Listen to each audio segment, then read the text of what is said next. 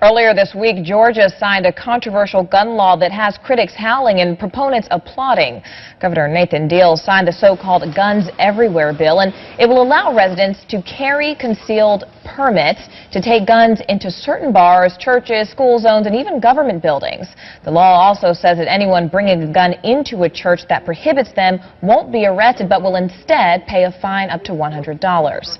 So joining us from Atlanta to discuss the Safe Carry Protection Act is Mr. Jerry Henry, Executive Director of GeorgiaCarry.org, which was behind the new law, lobbying for it to get past the state Congress. Mr. Henry, thanks so much for joining us this morning. Thank you for having me. You said this law restores our right to carry and to be allowed to protect ourselves anywhere we go. So how exactly does it keep people safe? Well, it keeps me safe from the bad guys. Anyone who wants to come up and attack me or my family, I'm able to defend myself without having to call 911 and waiting and hoping and praying that they get there in time to protect me. But Mr. Henry, what do you say to the critics who have called this bill the most extreme gun law in the U.S., saying it actually gives people who have previously committed crimes the ability to now carry guns? Well, I say they need to read the bill. They have not read the bill, and they don't know what provisions are in it.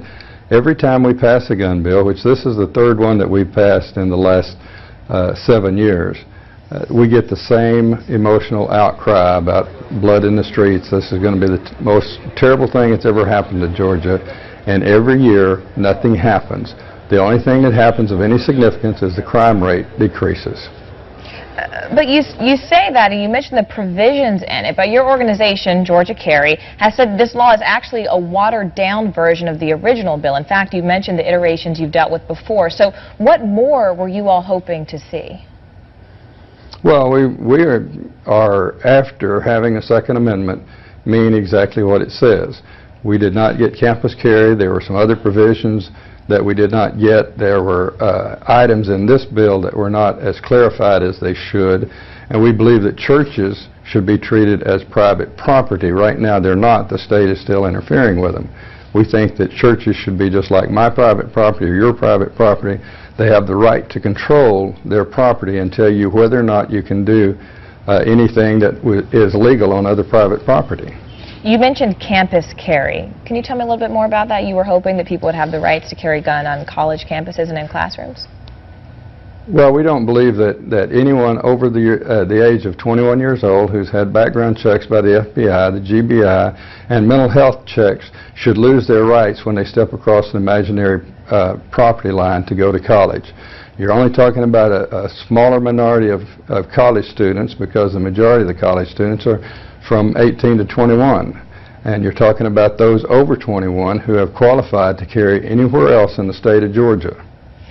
Mr. Henry, you mentioned losing their rights. Does that mean it's your hope that more states implement laws similar to that of Georgia, or that it even reaches a federal level? Well, we would like to see that to some degree. Our emphasis is on Georgia, and that's where we spend our time and effort trying to improve our lives down here. And if other states want to talk to us, we're more than happy to do so, but our goal is Georgia. But then, Mr. Henry, if this reaches a federal level, doesn't having a national concealed carry law kind of compete with the basic principle of some of the NRA and the conservative base? Doesn't that compete with their basic principle of having a decentralized federal government? Well, and I didn't say that I wanted one of those. I said that we were looking for Georgia. And what I offered to help was, if some other organizations in other states want to know how we've done it, what we've done, etc., we're more than willing to talk about. I'm not necessarily for a national license to do anything, but I do think that I should be able to carry anywhere in the country to protect myself.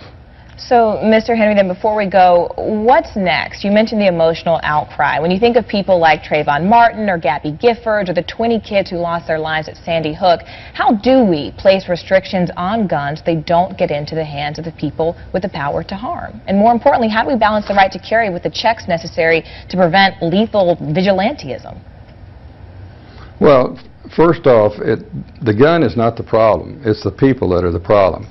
When you figure out how to take violence out of the hearts of men, you will figure out where the problem is. I believe myself we need a stronger family life. We need to do more to bring our children up to